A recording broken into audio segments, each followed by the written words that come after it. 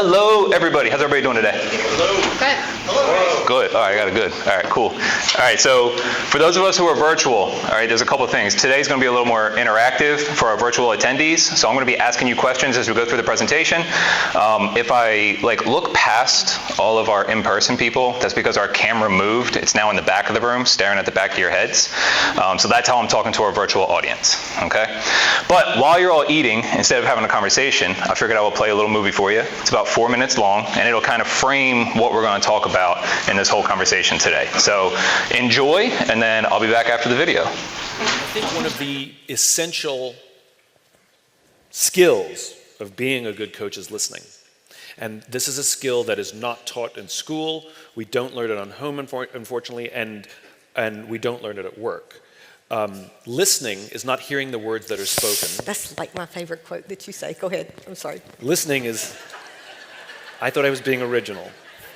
The listening is not about hearing the words that are spoken. It's not being able to parrot back what somebody said to you. Listening is listening for meaning, right? You are a good listener. The test for being a good listener is if the other person feels heard, right? Say that again. Right? Write that down.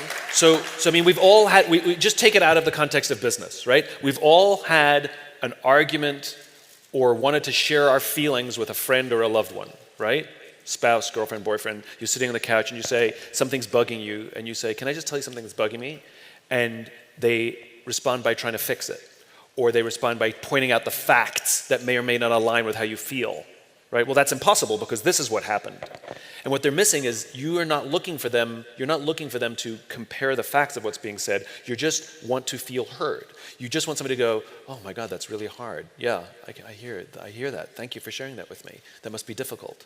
Thank you, that's all I needed, right? I'll give you a very funny example of bad listening. So I used to date a girl who's an air traffic controller. Air traffic controllers are a breed unto themselves, and it's only about the facts. And I woke up one morning, I had something in my eye, and I couldn't open my eye, it was hurting. And I'm like flushing it out with water, and nothing's working. And I couldn't even open my eye, and I have her come, I'm like, come here. I'm like, look in my eye, do you see anything? Do you see anything? And she looks in, she goes like this, and she goes, there's nothing there, and then walks away. And I eventually, whatever it was, I eventually was okay, and I went up to her, and I was like, WTF, right? I'm like, I had something in my eye, you just walked away. And she's like, there was nothing there, so what do you want me to do? I was like, a little sympathy? She's like, well, that's not going to get anything out of your eye. Listening is standing by my side while I'm flushing it out with water and go, oh my God, that must hurt so much. Yeah, it does, thank you, right? That's listening. And if somebody can learn to listen, and now this is where it gets actionable. This is not me just waxing philosophical and telling funny stories about listening. My friend Will Guidera, how many of you are restaurant people? Have you ever heard of 11 Madison Park? So at some point in New York City, 11 Madison Park was the best restaurant in the world, right? Ranked number one. And Will believes in this, he was the former owner, he believes in this concept of unreasonable hospitality, which is going to what good service is and then going way, way, way beyond. And one of the core tenets of unreasonable hospitality is learning to listen. And I'll give you an example that directly impacts your business. Most agents don't listen. And I'll give you an example. What do you do for your clients after they close on a home, right? It's very common. We've all bought a home too, right? Which is you walk into this new home that you just bought as a buyer, and there's a bottle of champagne in the fridge. There's a basket of flowers on the dining room table. The same basket of flowers that you gave to every other client, the same bottle of champagne that you gave to every client. Generic. I'm a number. It's just rote. But if you were listening, while they were looking at all those homes, and they saw this one little room that was too small to make a bedroom, it was just sort of a stupid little nook that nobody really understood why that room existed in the house, and your client walked in and goes, oh, I could make this my yoga room, and that's the house they bought. Instead of putting a bottle of champagne in the house, this is what Will talks about, instead of putting a bottle of champagne in the fridge, why not put a yoga mat in that room with a little note that says, it's perfect, right? That's called listening. And every single time you go out, with clients,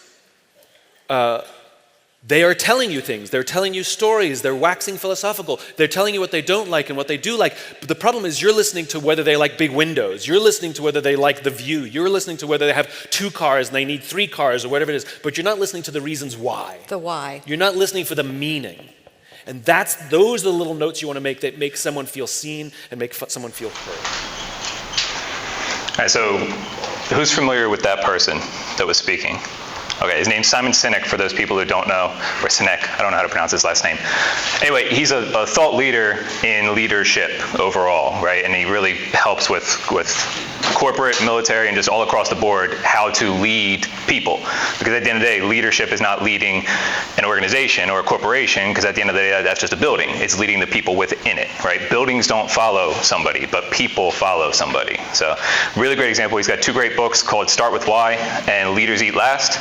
I recommend both of them. I'll actually have a reading list at the end of the presentation for you to take a look at if you want to see some of the other books that kind of influence this conversation.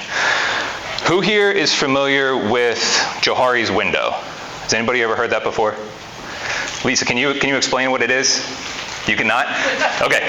So Johari's window is known and known, right? So known to others, known to self. Think about it. This is the stuff that I know, right? Then you have known to self, or not known to self, known to others. This is the stuff that I don't know that I know, right? Then you have known to others, or not known to others, known to myself. That's a facade. The reason I bring this up is because this conversation, thinking about how do we communicate, how do we reduce barriers, a lot of the conversation ends up living in the unknown. The things that I didn't know. Why is that a risky topic to have a conversation about? Because you don't know. There's a lot of emotion in it. Go ahead, Jim. Because you don't know anything going into it. Yeah, you don't know anything going into it. You may think for the last 20, 30, 40, 50, however old we are, years, I've been good at the ability to communicate with other individuals. And the frustration has always been they just don't understand what I'm trying to say. And at the end of the day, it's because you didn't know what you didn't know about it. Just like I never knew what I didn't know about it until I started studying and learning and trying to develop my skill set in this. And just like all of us are trying to do also. So I say that to say, come today in this conversation with an open mind. All right. Another term is everybody familiar with the Socratic learning method? Yes. Jim, what is that? That's where there's like active participation and there's a lot of back and forth. Yes, right. It is self-development of a topic, right? Active participation. So don't think about today as a presentation. I'm not going to spend the next hour just staring at you and talking, all right? If you disagree, challenge it. Challenge it publicly right here, right now. Tim, that's dumb. Tim, you're an idiot. Tim, that's never worked in my life. All right? I'm cool with you saying those things to me. All right? Don't say it to the peers in the room. Okay? But you can say it to me. All right? But if you disagree with a topic, or if you have a point that you want to bring up, right? This is an open conversation. This is not some guy standing up here trying to keep you awake. All right? Although I do a pretty good job of that. All right, so our agenda. I know Corinne really hates how we do bullet points one at a time, so I made sure I did it a lot today. All right? First thing, we're going to define communication. We're going to talk about what the actual definition of communication is. It's a very simple definition that they try and put a lot of words around. The elements of communication, there are 3 core elements of every communication. Does anybody know what they are before I start telling you about them? Okay, so what am I doing right now? I'm talking. I'm sending a message. So I am the sender currently. All right, but if I shut up and Jim starts talking, Hi. Now Jim's sending a hello to me. So now Jim is the sender, and I became the receiver, or the audience if it's a group of you, right? Then there's a third component, which is the least important, but the objective of the communication. Does anybody know what that is? Understanding. Close. What'd you have? I said information exchange. Information, the message, right? The message is actually the least important part of this entire thing. All right, the sender is important, the receiver is important, and how we do those things is important. The message is really the least important because a lot of times maybe I'm just messaging something that is mandated, right? But how I message it is going to determine how it's received. And then we'll talk about how to reduce barriers. We'll talk about what some barriers are. and then we'll talk about ways that you can reduce them. In the video that we just listened to, what was one word, other than waxing philosophically, that phrase, he used it multiple times, I like it, it's an old school phrase, but what was the one word that he kept using in several of his sentences? Listen. Listen, yeah, because he was talking about listening overall, right? There's a different one that I was looking for, though. Being heard. Being heard. Feeling. What was it? Feeling. Feeling. Gary, feeling. All right? At the end of the day, every interaction is going to make somebody feel a certain way about you. You are either increasing the positive feelings between you and that individual or group, or you're decreasing the positive feelings, increasing negative feelings. At the end of the day, you are creating emotional responses when you communicate with people. All right? And that's especially important if you're a sales team member, you're trying to create. Buying something is not logical, it's illogical, right? Yeah, I'm going to give you money for a thing. Sometimes there's a logical reason, but it's an illogical response. So if we can track on to people's positive feelings, we can be more successful. But it works in leadership as well. So my transition slides are going to be quotes from favorite books of mine. Surrounded by Idiots is one of my favorite books of all time. The biggest problem in communication is the illusion that it has taken place. If we get to the end of here and I walk out and everybody's done today and I say, yeah, crushed it, and then nobody agrees with me. Everybody walks out, that was dumb. Nope, didn't listen to a damn word he said. That guy's why is he even here, right? That's me. That's my illusion thinking that I did this effectively, all right? Definition of communication. The ability to transfer information from one person to another. All the other ones is just extra words for that same thing. Transfer of information from one person to another. That's the basis of what we're trying to do here. Everything else is the how. All right? All that word just to say that. The first one we're going to talk about is the sender. So right now, like I said, I am the sender in the room. Okay? There's different ways to send a message. Verbal. Currently, I have verbal communication with you, right? Nonverbal. Am I giving you nonverbal communication right now? Yeah. What are some of those communications? What are some of the nonverbal cues that I'm using? Relaxed posture. Relaxed posture? Thank you, because I'm super nervous. Fake it till you make it. Talk with my hands, even with stuff in them, right? High level. Okay, Corinne, what else?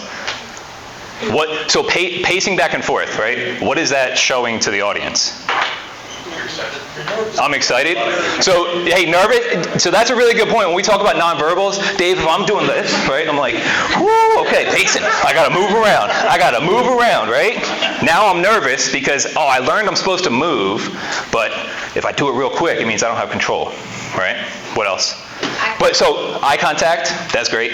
Eye contact is a really good one. We'll talk about that in a little bit. I'm not going to use Karen because HR is right here. But how you doing, Adam? So if we're talking about nonverbal skills right now, and we're talking about how do I express my nonverbal, how do you feel right now? Well, threatened. You feel threatened? Okay. All right. I got your back. Sorry. Good gym sesh this morning. Sorry. Okay. So you feel threatened, right? How's the rest of the room feel? Uncomfortable. Do you feel like you're relevant to me at all? No, right? So nonverbal eye contact. Talking to an individual, right? You have, even if nobody else is in the room, I'm going to keep using Adam because it's weird when you do it with females, male, right? We want this dynamic, it's safer, okay, for me, all right? But if we're having this, even if nobody else is here and we're just having a conversation, I just continue to just lock eyes with you this whole time. Eye contact is super important. Well, this is why I'm using HR as an example, so we can have a one-on-one later, right?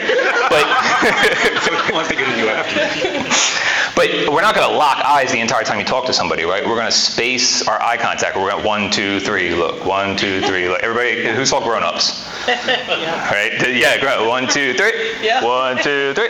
1, 2. Right? You don't just lock eyes with somebody, but eye contact is important. It lets people know that you care about what that they're there, right? The audience's eye contact matters too, right? If I'm not receiving eye contact from audience members back because Sheldon had a long drive in and he's just sleeping, right? Well, I am not keeping him actively engaged in the presentation, so I am failing to do my job. So eye contact from your receiver matters too. It lets you know how is the message being received. And when we're trying to communicate effectively with somebody, we need to be very, very, very aware of the nonverbals, especially if you're somebody that's in a leadership position. Because I may not be willing to tell Brian, our CRO, that I disagree with a concept of his, but he's sure going to be able to understand my body language if he's paying attention to those cues that maybe I disagree, right? I'm scared to say it verbally, but you have unconscious, subconscious reactions to information that you receive, right? The better you are at identifying nonverbals, the better you are at understanding how your communication is being executed. All right. Before we go to the next slide, which is an exercise, all right, verbals and nonverbals should be consistent with each other to prevent confusion and misunderstanding. Gary, Gary, how you doing, bud? Hey, listen, I got to tell you, dude, my dog died this morning. Woo! How you feel about me right now? Sad. So you feel sad for me, but I came up excited. It's still sad to me. You're sad because there's something wrong with this guy, right? No, this guy's chaotic. What's going on here, okay? Verbals and nonverbals should match. I don't know what to do with my hands. All right, Ricky Bobby, okay? They got to match.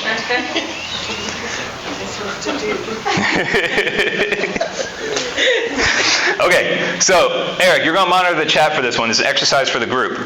Before we get into voice control, which is our tone, our pitch, our rate, our clarity, okay? We're going to have some examples. We're going to see if you can identify the voices of these famous people. So Eric, in the chat, after I play the video, before we see the picture, let me know what their guesses are, okay? Chat, get ready. Here we go. They come to Iowa for reasons they can't even fathom. They turn up your driveway, not knowing for sure why they're doing it. They'll arrive at your door as innocent as children. All right, who's that? James Earl Jones. James Earl Jones. All right, James Earl Jones. Did the chat get it? No. The chat didn't get it? He said Lawrence Fishburne. Oh, that's close. James Earl Jones. All right. All right, here we go. Here's the next one. I just want to say one thing to my wife who's home. Yo, Adrian! I did it! I'm not crying, you're crying. You say Rocky blew up in the chat? All right, slide, Sylvester Stallone, there you go. All right, here we go. Guess what? I got a fever. And the only prescription is more cowbell. All right, what's the chat saying? What does it say? Christopher Walken, they're getting it? All right, there you go. All right, here we go, number 4. Let me ask you something. If someone prays for patience, you think God gives them patience? Or does he give them the opportunity to be patient? All right, who is it? You said what? Morgan Freeman. Camera guy, come on, man. Morgan Freeman, right? What's the chat got? That's what Chad said. Well, you got to emphasize, you got to tell me that part. Okay. You need to improve your communication. All right, the voice of God himself, Morgan Freeman. All right, last one, super hard. This is not going to, I don't think anybody will get this one. Turning into my mother. You know, once she ate a half of a plastic Oreo cookie before she realized it was a refrigerator magnet. Fran Drescher, right? And that line is from, what show was she famous for? The Nanny, right? That scene actually continues, and then she eats a really hot wasabi bean, and her voice changes to her normal tone. It's a hilarious scene. All right, Fran Drescher. Did the chat get it? No, Jamie said make it stop. James. All right, so what is it about those voices that it was easy for us to remember without seeing the photo? They were distinct, but what made them distinct? Some is tone. The tone? Tell me about the tone, Kev. I'll come to you. That is a distinctive tone. How so? Whether it was low, some people were screaming, nasal tone, so that's how you can tell. Everybody has a unique tone. Yeah, absolutely. Yeah, tone is really important when it comes to communicating a message. Corinne, what'd you have? The cadence. Christopher Walken has a very specific cadence to his Cadence we call rate or speed when we're talking about voice qualities, right? The cadence of the conversation. He can increase, decrease depending on how he wants to communicate that message. I was preparing for this, I was watching an interview of his where he talked about the cadence is intentional. Like he just created that cadence. It's not the way he talked when he was younger. He created it because he had very intentional purposes for the way he presented his characters. So that's not his natural thing. It just became natural because of all of his practice. What else makes those distinct? Accents, right? Yep. There's some regional tones that you can hear in that, right? Can we get one? Mandy? What? You got a regional tone for us? Oh, Oh, she lost it. She lost it. She's been living up north too. You got to be ready. I'm going to hit you guys quick. Jeff, I'm coming to you next. Be ready for something. I'm going to ask you to sing. All right, so voice quality, the puzzle pieces. We're putting this together so we can get it done. Tone. We talked about tone being very distinct. Tone is something that allows us to show our expression, how we feel about the subject matter that we're talking about. All right, when we get to the message, I only have 2 bullets. There's only 2 things that we need to worry about when it comes to the message part of communication. But the tone is how I feel about the message. When I said my dog died, the way I said it felt what, Gary? Well, I reacted to the death of it. You reacted to the message. Yeah. That's very good as the receiver. You are an excellent receiver to be able to see through, hear through the way it was communicated and just hear the message and execute. That's really, really effective for a receiver to be able to do. Right? But okay, to the room, how did I feel? To the chat, how did I feel? So what? Conflicting? Yes. It was a conflicting message, right? I said my dog died, which is a sad thing, but why was I happy and jumping around, right? I sounded happy, right? What if I was happy? That dog was a pain in my neck. You know how many times I had to replace the carpet because of that dog? Ooh, dog died, finally. I can stop spending money on carpet. Right? Maybe I wanted that message to come across. It's conflicting to the receiver, so it has to match what the intent of the message is. Pitch. All right. Which one of those examples had the pitch? It was really obvious. Fran Drescher, right? Fran Drescher. So which one do you have? James Earl Jones. James Earl Jones, because the pitch is so low, right? Yeah. What do we, Barrett, Kev, you're the musician. Jeff, I'll go to Jeff. Jeff, what's that, the real low, the bass, right? Yeah, the bass. The one, that real rare one to try and get an a cappella group. I like a cappella, don't judge me. Pitch is another one. Sometimes that's the one that's really hard to control. You get real excited and you woo, yeah, right? That's my pitch going up as well as my volume and everything else. Sometimes you just get out of control with it. All right? Rate is the speed that Corinne was talking about. So rate is important because if I communicate information too quickly, which I have a tendency to do, sit in an ops meeting with me, try and keep up, all right? But if my rate is too fast for the information, what happens to you as the receiver? You get lost. It gets lost. You're not going to hear it all, right? But if my rate is too slow, then what happens to you as the... yeah, you're not listening to me anymore. Doesn't matter. One time you couldn't listen, the next time you chose to stop listening because my rate wasn't effective. Right? So there's one thing when you need to vary your rate in a conversation. All of these so far are things that should not remain neutral. All right, we'll have an example of that in a second. They should not remain neutral. All right, they should fluctuate through your conversations. Even in the word fluctuate, you heard me go up and down in my pitch. All right. The thing about rate, a lot of times, and teachers used to do this, they still do it, I just don't go to school anymore. Teachers used to do it all the time, is if information was less important, they would just speed through it and say it faster, right? We're going to run through this section real quick because we need to get on to something more important. Ever hear a teacher say that to them? So what's the point of that information even being in the conversation? If it's not important enough for me to spend time on, why is it there? It's just dead space in our ability to work together. And if I have a whole bunch of that, and I'm a leader, and maybe I'm trying to communicate to my department, and I'm like, we're going to run through this real fast because it's not important, then I didn't properly prepare for that presentation or that conversation, and now maybe my appearance as an effective leader is coming down amongst my team because I didn't properly prepare. Volume. All right. Volume. So I want to make sure that the camera in the back can hear everything that I'm saying. Okay? Well, you hear me, Dave? Good. Adam, how you feeling right now? Weird. Actually, I'm going to slide this way a little bit. All right? I'm picking on Adam too much. I can definitely feel the complaint in my email already. All right? So if I'm just talking like this, the back of the room, right? Dave can hear me. I've got my microphone. Dave can hear me, right? But how's the front row feel right now? Annoyed. Annoyed, yeah, super annoyed, right? But then if I'm up here and I'm just saying like, hey, Sorry. did I get you? I'm into it. But if I'm up here, I'm like, did I actually spit on you when we were talking? Is that real? Yeah, exactly. What, right? So your volume is going to vary depending on the size of the audience, the size of the space that you're having a conversation in. Maybe our volume even has to shift between the marquee conference room and the campus conference room. Right? I know I also have that problem when I'm communicating, right? And I say that to say, There is no such thing as an expert in anything. I'm just up here because I've studied this a lot, but I fail it all the time. I know that when we're in an operations meeting, I have a tendency to speak louder so that the microphone can hear me better for the audience. But sometimes I finish that and I think, oh, well, I probably just blew out the eardrums of people sitting next to me. Sorry, Joe, right? Somebody in this, I'll give an example. So there is, the conference rooms continuously mock some of our employees. Has anybody seen what the conference room itself does to make fun of our employees? It's super rude. Well, exceeding the limit, like there's too many people in here. No, what is it? Where it tells you to speak up. It tells you to speak up. A message comes down and says, hey, these people can't hear you, man. Right?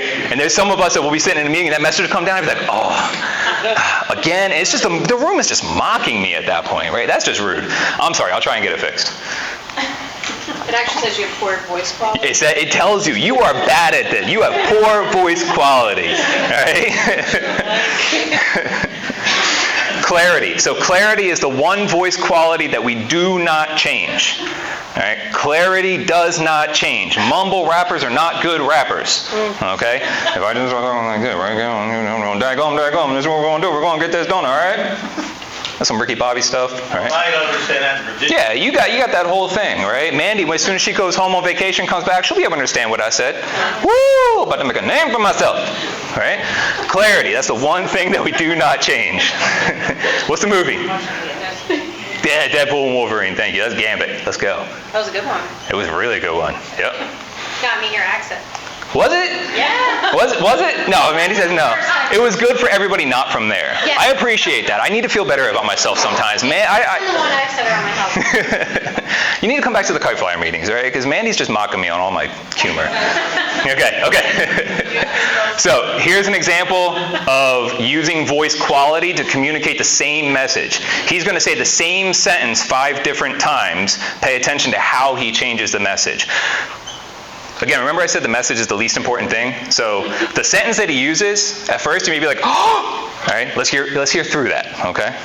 I'm going to show you how important delivery of a message is. One is how you raise or lower your voice. I always cue it by tilting my head. I'm like, what are the main things? Increase my voice at the end there. An improperly trained salesperson might be like, well, what are the main concerns you have? And all of a sudden that sounds like a very different thing. So they're saying the script, but the prospect isn't hearing the same message. And the second is where you choose to emphasize. If I say, I didn't say he hit his wife. If I say it like that, I have neutral tone. If I say, I didn't say he hit his wife, then it's like, I'm not saying that. I didn't say he hit his wife is now saying that like, those weren't my words. I didn't say he hit his wife. He's the one to question. I didn't say he hit his wife. Means like he might have done something else, but he did something to his wife. I didn't say he hit his wife. It could have been somebody else's. I didn't say he hit his wife. It might have been his kid. The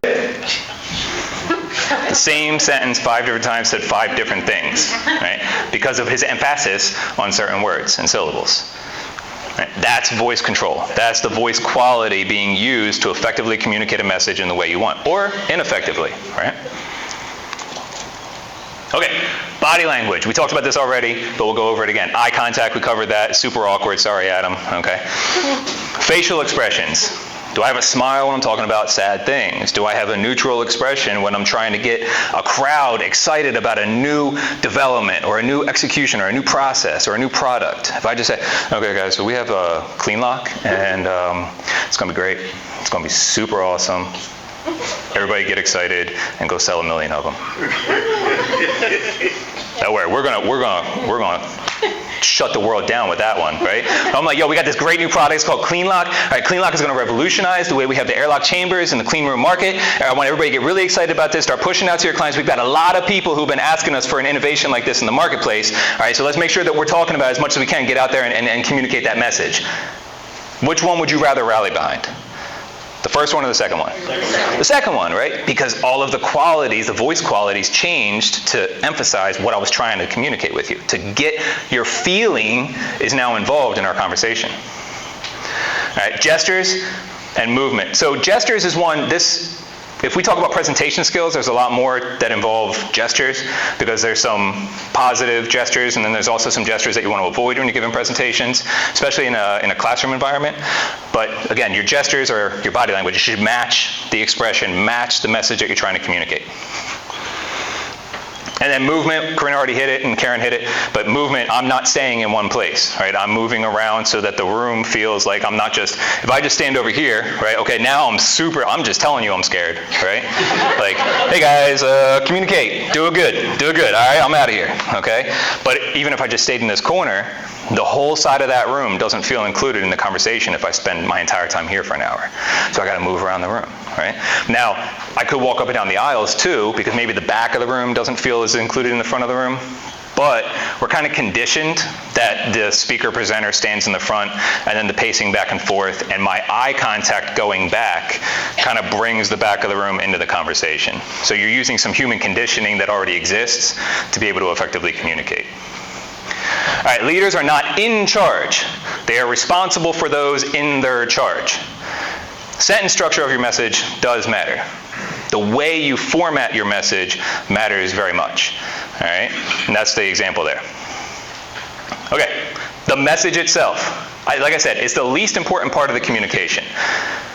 It may be very important information to get across to somebody, but in your ability to communicate, it's the thing you should focus on the least, because like I said, sometimes it's pre-formatted. Maybe I have a written speech that was given to me that I need to present. All right? Well, that written speech I have no control over, but the way I deliver it and the way I make you feel about it are the things that I can control, and that's what we're focused on. So I can control my attitude, and I can control my subject knowledge. My attitude, if I want you to rally behind something, I'm going to have a positive attitude about it. That clean lock example, I had a positive attitude about that innovative product because I want you to be on my team with this. If I want you to stay away from something, my attitude is going to change, and I'm going to use my voice quality to say that in the conversation. Does that make sense? Cool. Nobody's challenged me yet. I feel like you all agree. Maybe you know all that. Dave, do you agree with what I'm saying? You're normally good for a challenge. Dave's good. Yeah, bravo. Yeah, I love to see. That was my eye contact, Dave. My eye contact went that way. See, that's what I mean. That's what I mean. All right, and then my subject knowledge. Subject knowledge is another important one. So how do I get better at subject knowledge for a presentation? Study, research, not the morning of, right? The weeks before. I was saying, I had a video of Christopher Walken talking about his example. I spent time preparing for the presentation, just like everybody does when they're about to go do something important. So I can increase my subject knowledge, because if I come up here and I get stumped or I look like an idiot, everything that I've talked about up until now is irrelevant to you. And that's it for the message. Now we're going to move on to the receiver, or the audience, which is you right now, okay? But you as the audience, or me as a receiver of a message, we have responsibilities that we need to be aware of too. The responsibility in communication does not live with the sender. They just have most of it. The receiver has to actively participate, just like the video that we listened to in the beginning. Are you actively listening? Are you making them feel heard? All right? So communication happens on the listener's terms. Again, Surrounded by Idiots. It's one of the more recent books I read, that's why I have a lot of quotes from it, but it was also really funny. So, has anybody ever read that book? I recommended it a couple times before, but Surrounded by Idiots is one of those titles where it's supposed to make you think something different. So it's like, if you ever walked into a room, tried to talk to people, and then walked out and be like, that was a bunch of idiots. They didn't understand a thing I said, right? Well, this book reframes that and says, hey, it's because the receiver is in control of all the communication. No matter what I do today, you are entirely in control of my effectiveness. Why? Because we can accept or reject the message. You can accept or reject the message. Yep. You could say, I agree or I disagree, and I'm going to throw out this last hour of my time, right? If you're virtual, type in the chat, why are you in control of this entire event? Why are you in control of the conversation? What else do we have in the room? Why are you in control, Andrew? We can choose not to listen. You can choose not to listen. Yep. Feedback, right? What do you got, Jim? You'd look real silly if none of us were here. Yeah, you showed up. Appreciate that. Might have shut down the whole series if you didn't. Yep. Okay. Is anybody familiar with the terms pedagogy and andragogy? A little bit? Okay. So pedagogy is how you teach children. Andragogy is how adults learn. Okay? Your andragogy, how you learn as an adult, is heavily influenced by the way you were taught as a child. your learning habits, your learning styles, your communication habits, your communication styles were all developed dozens of years or decades ago. So me as a presenter, I have to understand that. I communicate a certain way because I've been conditioned over 38 years to do so. You receive in a certain way because you've been conditioned over X years to do so. I got to figure out how we make those align. If I communicate in one way and I don't adapt my message, I don't change my tone, I don't change my rate, I don't add videos or add little funny memes to take your focus back and forth to reset your attention span, I'm ineffectively communicating my message, right? What do you think about that, Nicole? I'm for it. You're for it? Woo! I got her chin off of her elbow. All right? That's a key nonverbal to me that she was very mad at me. All right? Or focused. So, great example, okay? Hit me with it. You said I was focused. Okay, so I see that, and I say, I don't have Nicole included in my conversation. All right? You say, it's because I was focused. And now you're looking at me like, please stop spotlighting me, okay? But I'm going to keep on this track because we are an open team of people trying to achieve success together. So, why did I see it that way? Experience looks like you're bored. Well, now I'm talking directly to you. Right? It looks like she's bored, right? Who said that? Cindy? Okay, to me, that looks bored because that's what I do in school when the teacher didn't have me engaged, right? But to you, that is your nonverbal of, I'm actually listening, this is just how I'm comfortably, thank you, Andrew. Andrew's doing it too. See, everybody's going to get their hand on their chin now, right? Now I'm focused on it. Yeah. You know how you have those like verbal distractors? Yeah, right, those things. And you say them more when you're aware of them. Or like, hey, I want to buy a red car, now all of a sudden there's only red cars driving down the road. Right. So I'm conditioned to see that as I'm missing an opportunity to engage with that individual. And as a presenter, you want to make sure that you're successfully engaging with the whole team, right? But to you, that's not what that means. That's not what your nonverbal is saying to me. So now that's knowing your audience, which we'll talk about when we get to more of the receiver. So, talking about knowing your receiver, here are the demographics of AES. Somebody got really mad at me the other day because I said, I want to buy a Nintendo Switch. And they said, absolutely not, I will throw you through the front door if you do it. I was like, ooh. Oh, by the way, we got to talk later. They didn't really say that. All right, generational. 90% of our team is Gen X or younger. All right. We actually have 10% of our team that's still baby boomers.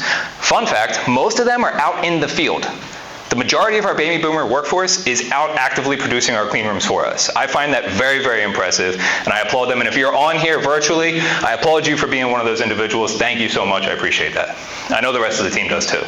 But I thought that was pretty eye-opening to me when I saw that stat. But why is that an important piece of information to know about your audience? Kind of shift your communication style. Shift your communication style, right? Relate to them. Well, who's it? How you relate to them. How you relate to them? Not just as a presenter, right? But organizationally, how do you relate to your workforce? If my workforce is Gen X or younger, what are the things that they want in a workplace? Let me find ways to put those things in place.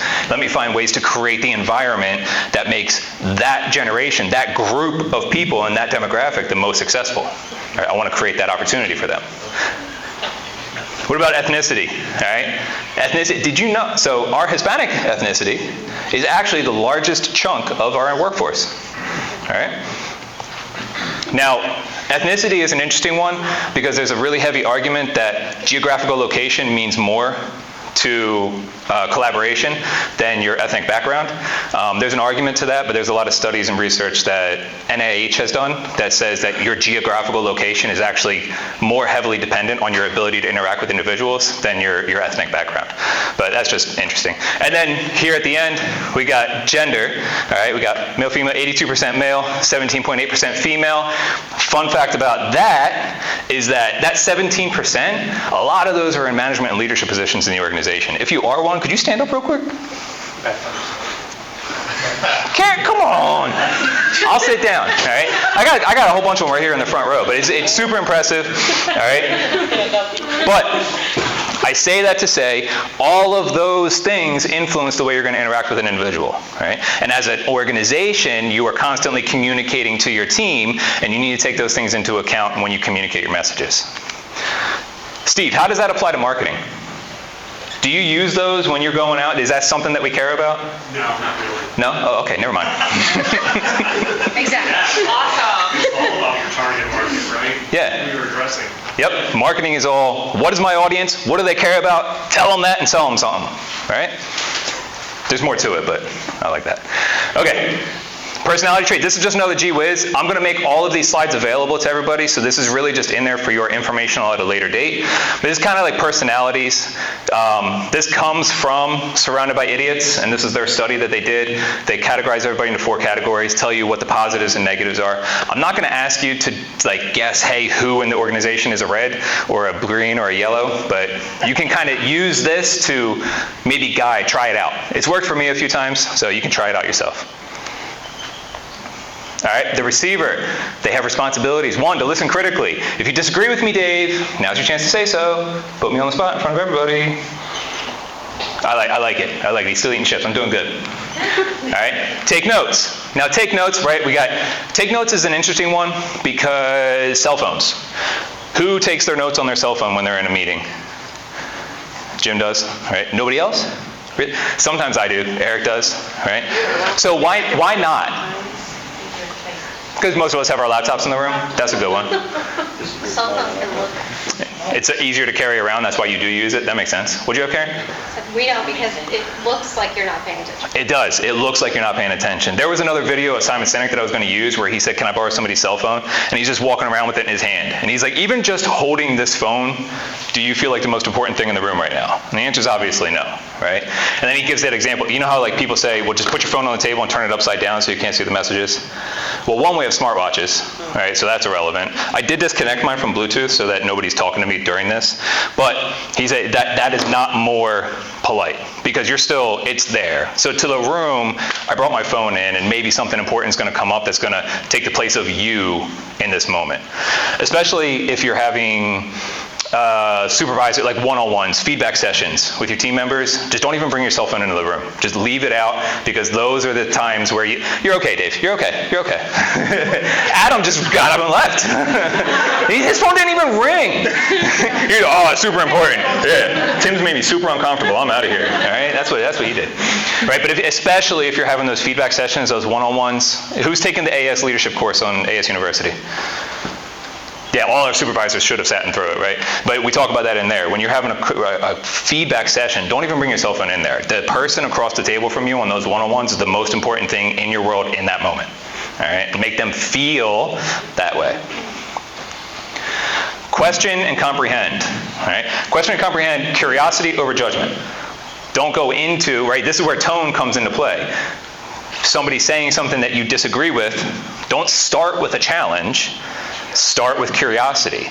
Why do you think that? How did you get to that? Expand on that. Let me understand where you're coming from so that I can better understand either A, why you're right, or B, how to get you back to what the correct information is. Okay? So you're there to understand, to question, to be curious, not to say, that's the dumbest thing I ever heard in my life. All right? Because then that person's just going to shell up and they're going to be offline and you just ruined a relationship to be productive on the team. All right? And as the listener, provide feedback. What I hear you saying to me is, all right, some of those, this is what I heard. Tell me if I'm right or wrong. Am I on the right track? All right. Hey, that made me feel a way. I disagree. Oh, I love that. I agree with that. Keep doing that. Right? Provide feedback as the listener, as the receiver, as the audience. Got any feedback for me, Sheldon? No? Andrew, what you got? I think it's important for the receiver to let the communicator talk. I know I oftentimes, all the time, especially at home, I will just kind of jump on something and I'll try to react to it. Yeah. Instead of letting them talk and just staring at me. So I think it's important too for a receiver to sit there and actually back to listening. Yep. Okay, so on that note, let me go back to this slide and that third category, that male-female, right? So there's a very common explanation: men want to solve problems and women want to talk the problem out. You tell me and I'm trying to solve it as fast as possible because I think I'm helping you in that way to my wife. And that ends in conflict a lot. Why are you solving my problem? I want to talk about my problem. And then just listen, right? So to your point, let them talk, right? Not them women, them people. Let the person, let the, right? Yeah. Oh, we're going to get to stereotypes. Hang on. Was that stereotype or was that prejudice? We're going to talk about that. Hey, Adam's gone. This is all. We're good. All right. Provide feedback, verbal and nonverbal. Who is? Oh, hey, Lisa. Woo. And she's trying to make a name for herself. All right. And then last, I put this in there, offer grace. Remember how I talked about the Johari window, where we're in an area of the unknown? The things that we don't know. Maybe we have some new skills that we're going to go back and try and work with our team members on. I'm going to try and implement these communication skills because I've found that I've had barriers in my ability to work effectively and communicate effectively with team members since I've been with this team, right? As the receiver, offer grace. Allow that person to practice in that environment. Let them know with your verbals and nonverbals that, hey, I understand, maybe we got a new skill set we're working here, okay? Offer that area, that space to fail, I call it. All right? The more you can offer a space to safely fail, the more innovation, the more creative, the more productivity you actually produce. That exists in communication as well as actual hard skill work.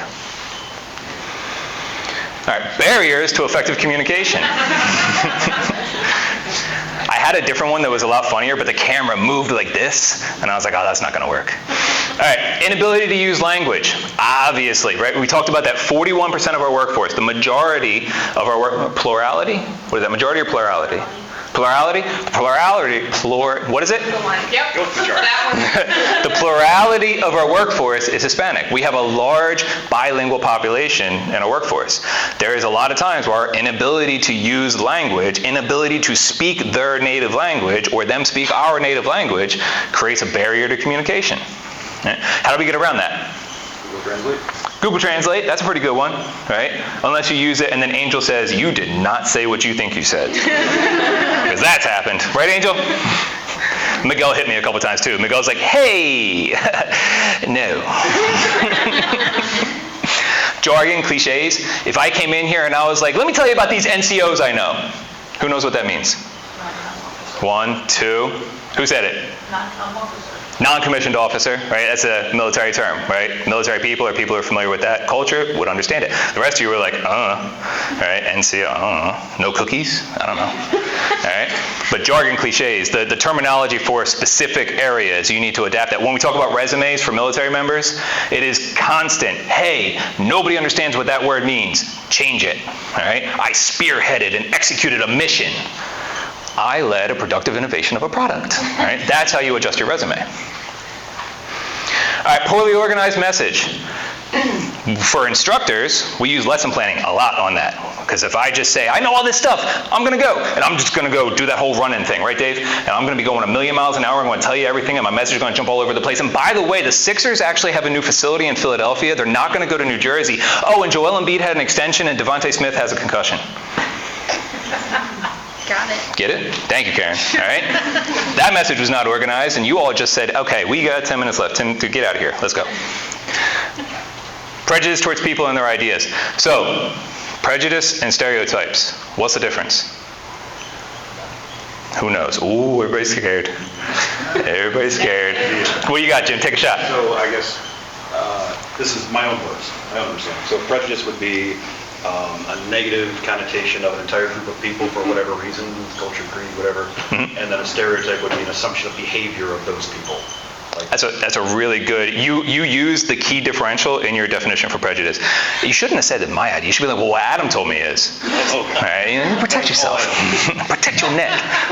So that's almost dead on. You had prejudice perfect. Prejudice is a negative connotation about a people based off of race, creed, religion, gender, age, and all the other protected classes that we see in the Civil Rights Act. Okay?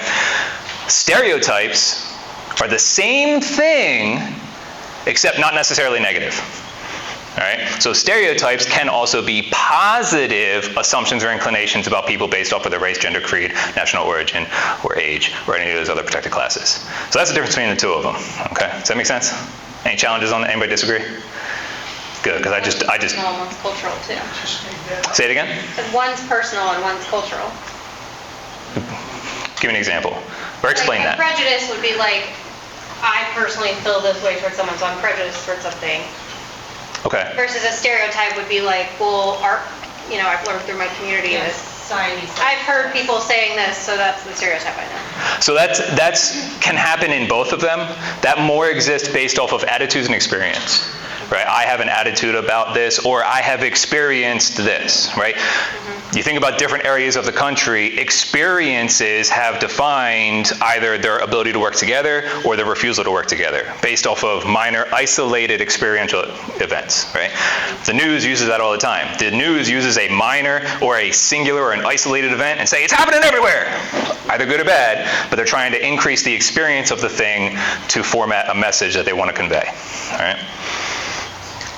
All right, and then inclination to stereotypes, like I said, stereotypes can be positive or negative, but they are assumptions generally without evidence or with limited evidence. So how do we get around those? Those are barriers to our ability to communicate with each other. Are stereotypes assumptions, or are they observations? Well, there you go. That goes to attitudes and experiences again. Assumptions based off of feeling or limited experiences, right? So they could be, I saw this happen, right? We just talked about behavior-based safety. I saw somebody do a thing. They must always do that thing. Get rid of them. I saw them do one thing bad one time. They are a bad person, right? How do you get around them? How do you work through, maybe we don't have to go to the extremes of prejudice or stereotypes, but how do you work through barriers of communication with people? Let me get Ryan, you're a chief revenue officer, very focused on communicating and achieving success. How do you get through barriers with clients? So I think it's just always an open mind to start out with. It's probably just the easiest way. And honestly, taking that, what you did for whole years, no background on them, understand who they are, what makes them tick, what makes them stay up at night, trying to understand it. So. I like it. We got anything in the chat, Eric? So I'm just sir, I work for a living. Is that Jamie again? No, that was Michael. Okay, that works too. All right, reducing barriers. Use concrete words. Talk about speaking straight. All right, be specific, avoid abstract terms, be direct. When we had the 1-point lessons and they first came out, we've had a really hard time getting people to comply with, yes, I read, yes, I saw, yes, I signed, yes, I agree. All right. The original email for 1-point lessons, we had a, hey, why hasn't everybody responded to this? And then we reviewed the email and it was, well, you didn't say it was mandatory, you said please review, and you didn't actually say you didn't give a call to action of respond to or sign by and return to X. All right, so it was like, hey, we never directly told them there was an action required with this document. And that's hindered our ability to execute that process very effectively. Now we've improved it, we've moved it over to a centralized point, we've done steps to resolve that, but that behavior that we created initially is still something that we had to circle through and try and resolve. Because we didn't speak direct and use concrete terms when we initially launched that program. All right. Attend to verbal and nonverbal cues. Pay attention, especially the nonverbals, especially if you're in a position of authority over another individual. It's very unlikely that they will verbally disagree or verbally give you the information that you need to adjust your message. Pay attention to nonverbals.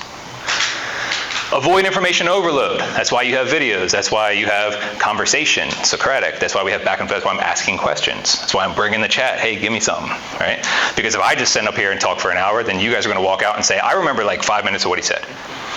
What is the current average attention span of an adult? Does anybody know?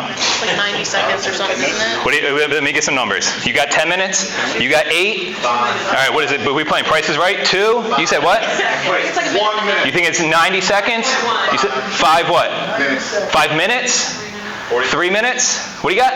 Jamie says 8 minutes. Jamie says 8 minutes? Michael says 10, and Adam says 5. Okay, it is 71 seconds. Oh, it's close. It is 71 seconds.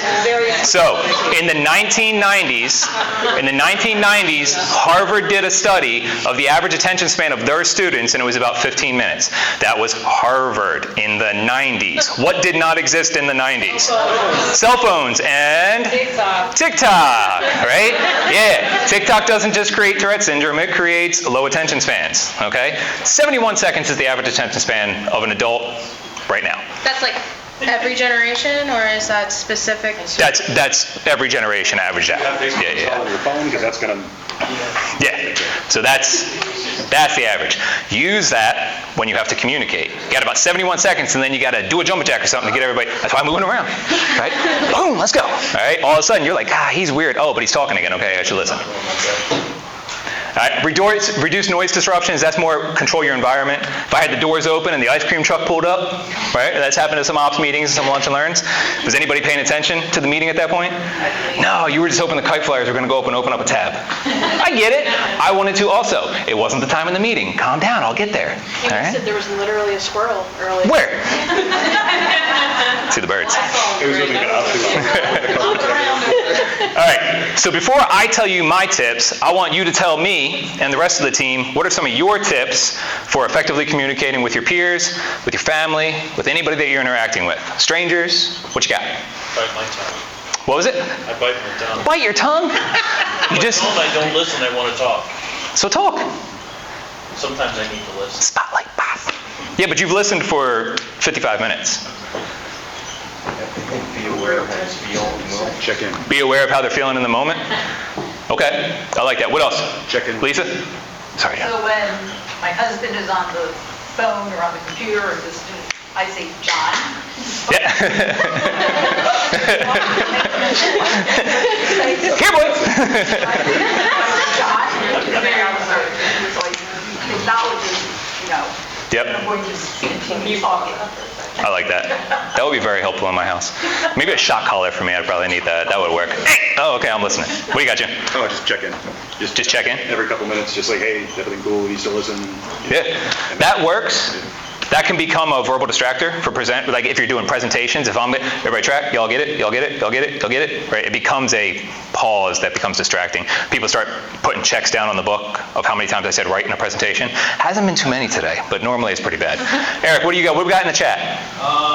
Chat says bluff, bottom line up front. Bottom line up front, I like that. And then Jamie says giving grace is uncommon in this day and age. You have to give grace and allow people small mistakes along the way. Yeah, exactly. That room to fail provides the opportunity for the room to succeed. Yep. Andrew. So this is a Teams thing, but I like to have my teams with, because a lot of our meetings now, clients are teams, and be looking at the people, assuming you're on camera. Yeah. And I look at them almost as much as I look at like what's being presented. Yep. Especially as I'm talking. Yeah. Because if they're glazed over, they're checking out, they're looking away, they're obviously not paying attention. And Yep. I know that. I'm not going to correct them, but maybe I change how I'm saying something. Yeah, that's a great example of the Teams one, because we obviously have our hybrid environments right now. How many people have been on a meeting and they're talking to the ear of the person? Are you the most important thing in that meeting at that time? No, right? Okay, let me see what's going on over here. Corinne, how you feeling today? You doing good? All right, cool. Yeah, moving on. All right, like, position your camera in a place where you can, we understand the eye contact thing, right? You can't like that because the person is down here, but the whole like side profile, that one just takes them away from true interaction. Andrew, you have something? Yeah, something I heard a long time ago was 2 ears, 1 tongue. You got 2 ears and 1 tongue for a reason, right? God give you 2, use them. Yep. Anything else? Karen. Keeping it relatable to the audience. Keeping it relatable to the audience. Or the purpose of the environment, right? The purpose of this meeting is this. Let's not get super off track and bring up... Well, I mean like the knowledge level, like the jargon example. I like it. Keeping it something they can understand and apply. Yeah. If you come in and you start talking about all the architectural stuff that you know, I'm out. give me like a PowerPoint and I'll turn it into a lesson plan or just let you do it. But yeah. Learn to merge. Okay, learn to merge. So this is a big one that I wanted to bring up. I know we're at 1 o'clock right now. I'll fly through the rest of them. I'll increase my rate, but the slides will be available to you after. So when I say learn to merge, what I mean is that we are a very small and agile organization. We have to be agile. We have to have collaborative teams and ask people to step out of their primary roles to be able to achieve success as a unit, right? So when I say learn to merge, what I mean is we are not asking you to stay in your lane. We're asking you to jump out of your lane and get into somebody else's and help them because maybe they need it. Maybe they don't have the bandwidth, okay? But the way you merge into that lane is going to determine whether you are successful in that partnership or unsuccessful. If you jump into that lane and say, you did everything wrong and I'm here to fix it, how is that person going to receive your help? They are not. Andrew, that is a great head shake left and right to say no. All right, what'd you have, Corinne? None, right? They are going to actually actively resist your help or circumvent your help in the back door, okay? So learning to merge, I say, we are jumping into other people's lanes on a regular basis. Learn how to merge into that lane, all right? It's nothing more frustrating than getting on the turnpike and having somebody go 10 as they're trying to merge into a 70-mile-an-hour highway, all right? Or vice versa. Show up to give, not to take. Show up to give assistance, give help, give information, not take from the team or take from the individual. Use the law of readiness. Law of readiness means when the person is ready to receive, ready to learn, then you can provide the information. There's 7 laws of learning. Law of readiness means when they are ready to receive, they will be able to receive. Battery's dying. What was that? Battery's dying. It's plugged in. Know your audience. We talked about that several times today. And then build helping relationships. When you have the interactions, just like learning to merge, I'm here to help the success of the team. And then be consistent. All right? Be consistent in the way you interact with people. If you have moments of anger and passion in one area and then moments of peace and happiness in another area, and you are constantly jumping back and forth between the two, are people going to come and ask for your help? Why not? Because they don't know what one they're going to. They have no clue if you're Jekyll or Hyde that day, right? So be consistent in the way you communicate with all of your team members. And something I tell my daughter all the time, you are always leading. Even if you are standing in a field and there is nobody around you, you're going to be leading somebody. Because if you're driving down the road and you see somebody standing out in a field by themselves, what do you do? What do you do, Paul? You look! And whatever they do, you either go, that person's got their stuff together, or, ooh, I should call somebody. Right? Either way, they are leading a response, even though they think they're alone. All right? This is G-Whiz for you guys. This is a list of books that I have read that I found very useful for me. It's in the slides for you, and I'll share that to everybody in the team afterwards. And then the last quote is from a very, very, very famous and successful Irish philosopher from the Donach clan. The name had changed and became Anglo once they came to America in the 1900s. But leadership is a verb, not a noun. It is a thing you do, not a thing you are. All right? We actively lead. We don't get pushed into it and just say, follow along, come on, right? You got to act it. It's a verb.